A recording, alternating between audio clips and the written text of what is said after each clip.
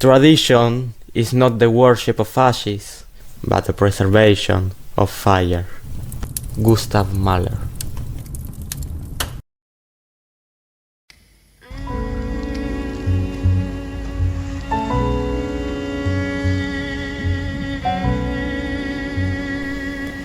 Our idea is to depict the rise and fall of tradition and culture in Argentina throughout a book, which we will share in school with the family and friends.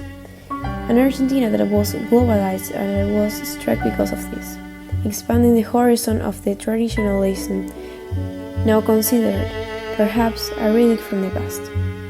Our objective is to promote and encourage the Argentinian belonging sense, not to reject the global modernism, but to form an alliance with the two, a sort of joint peace, to not to forget the roots that made us, the same ones that had been consolidating the nation generation after generation, that were strong enough to be kept alive up to the present day, and for which so much was thought, the so-called Argentinidad. Culture is often regarded as something from the past, something that is present between us and yet foreign to our daily life, ignoring the fact that it encompasses our way of life, our religion, our food, our language, our clothes, the way we greet others, what we believe is right or wrong, the music we listen to and the movies we choose to watch. This is the most widely accepted explanation of culture, the pattern of learned and shared behavior, beliefs and ideas of a particular social group or ethnicity. Cultural traits will inevitably change, and that's okay. Things will become dated, others will replace them, and that's fine, as that's the way of life. And yet, the roots that made us should not be forgotten, since they are what we are, and announcing their death means killing our origins. And nothing will be left. A lantern that sparks darkness, a memory that doesn't yearn for nostalgia, but indifference. If the course remains the same and we don't turn port to starboard, we are just sailing aimlessly, not hoping that the map we destroyed will reappear, but believing we are heading the right way, not knowing it's our doom, and ignoring that, from the day we consigned our culture to oblivion, we premeditated our death.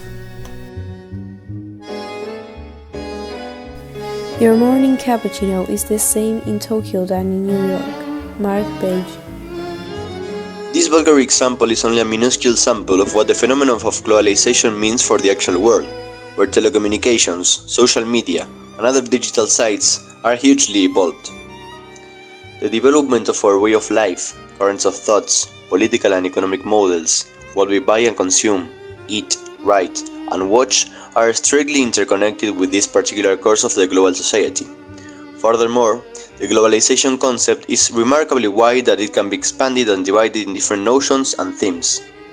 Cultural globalization is the proper term to refer to the impacts of this tendency in the cultural identity of the countries, communities, or even individuals.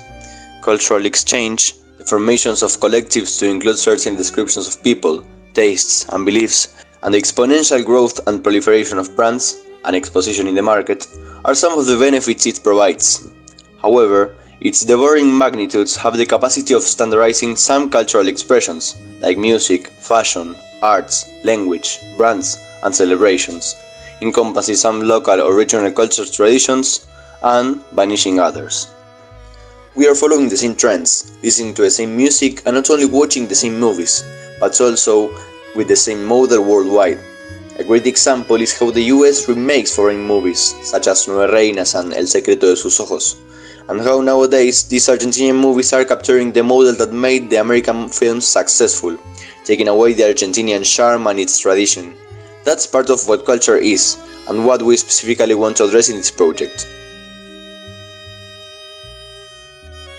There is this belief that the world is becoming one within itself and that cultures are mixing, which is partially true, seeing as everyone is by any means exchanging cultures. What is not very reliable is that the world is becoming one big cultural mass. There are still differences within countries such as Argentina and the United States of America. For example, the first thing people do when they see someone is greet them. In Argentina, that ritual is performed with a kiss on one cheek, whether in the United States they do it by shaking hands or verbally. Something that is very common in Argentina is going to a person's house without any previous announcement, which in the United States is seen as inappropriate. However, one thing they have in common is the format of some of the most famous TV shows. You can see that programs are the same or have more similarities than differences. An Argentinian will always dine late and arrive at parties past midnight, which American people are not very used to. Important dates are usually the same for both Christmas, New Year, Easter, even Halloween, which traditionally is an American traditional holiday, is being celebrated in Argentina. What differs is the way they are celebrated. For example, in All Hallows Eve, in the northern country, people are very used to dressing up with costumes and going trick-or-treating. But in Argentina, that is very unpopular and maybe is celebrated or at least recognized by watching a horror movie. Another clear example is the National Day, which is also celebrated differently. In Argentina, people do not go to work and military parades and speeches are made, though this might not be very popular within your average citizens. Whereas in the USA, people gather and there is a show of fireworks, so we can see that there are still differences within cultures. The thing is that people tend to grab onto what they like and shape it. In order to gather different perspectives within the culture in Argentina, we want to interview people in the streets of our city and send a survey with these questions to people we know and uploaded it to a social media, so we didn't lock our answers to only people of our close circle. The 60.9% of our interviewees were of the feminine genre, while the 39.1% were masculine. We interviewed people that were younger than 18 to over 60 years old. From this scope of perspectives, we gathered different answers. We asked them how Argentinian they felt, and the average was 8.3 in a range from 1 to 10. This is rational considering that only the 6.25% of our interviewees answered incorrectly when asking them what is celebrated on June 20th. That is the Flag Day because of Belgrano's death. However, 36% didn't know the complete name of Belgrano, which is very long and one of the theirs we had grown up in primary school. In addition to this, only 10% could give us substantiated answers on why Sarmiento is known in our country, not only saying that he was very important for the education, but also explaining why.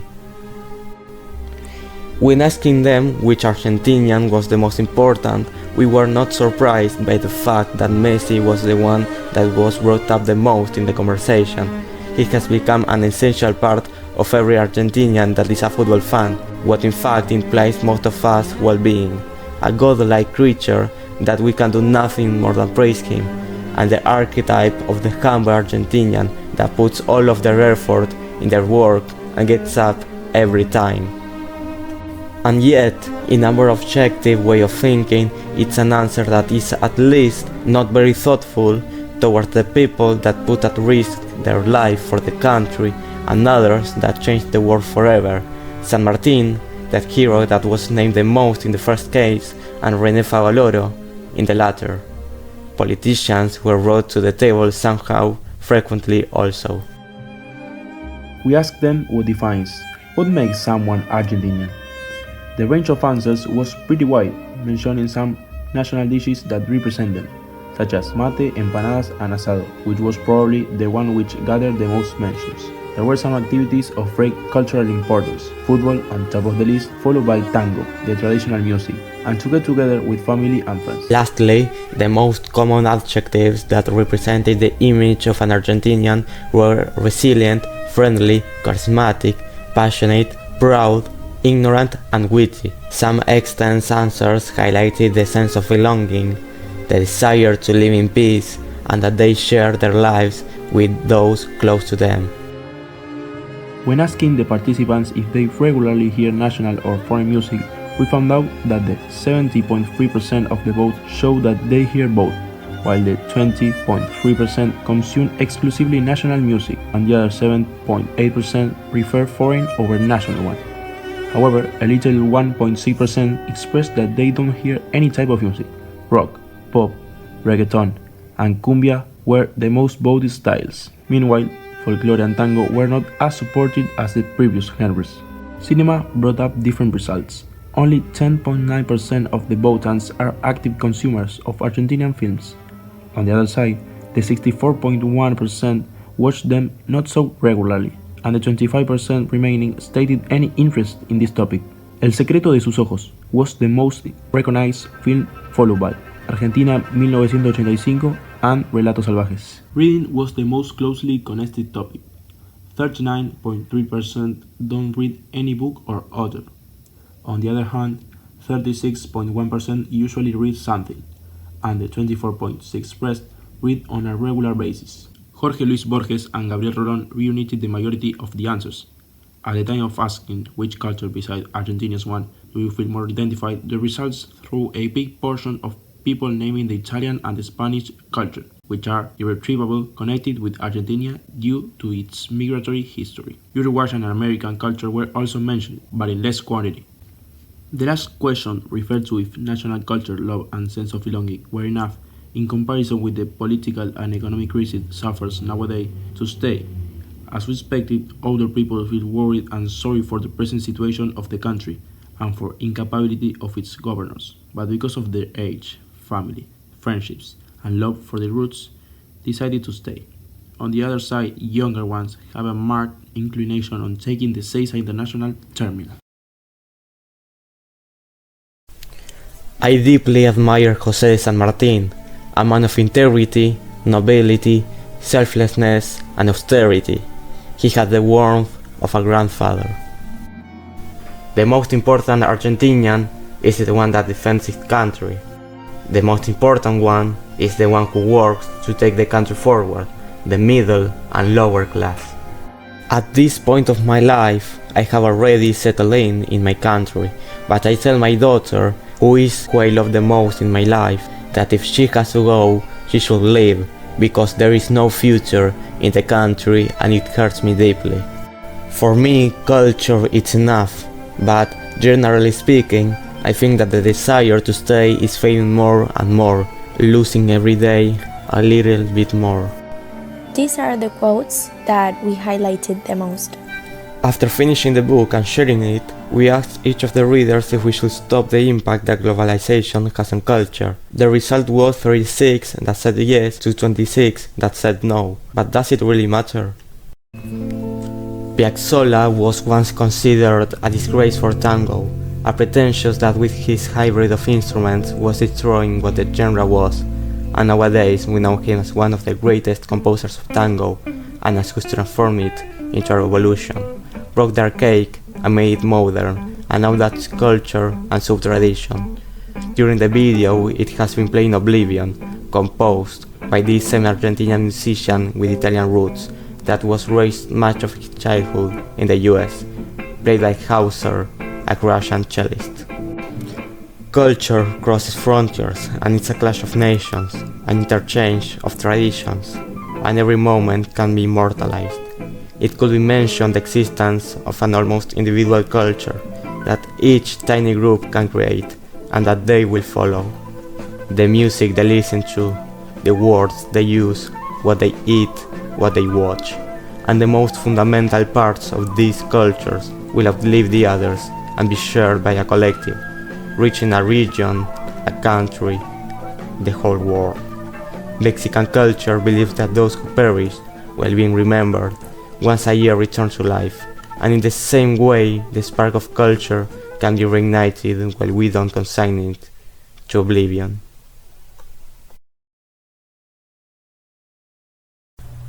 There is no guide to become Argentinian, but it's rather something much broader and still more specific, something that dates back to our essence and that persists within us. We will return to the bonfire and admire its vestiges, not dead but dormant, and so we will rekindle its blaze, because culture is not the worship of ashes. Trata de vivir en paz, que le cuesta. Y creo en el país. A pleno. But the preservation of fire.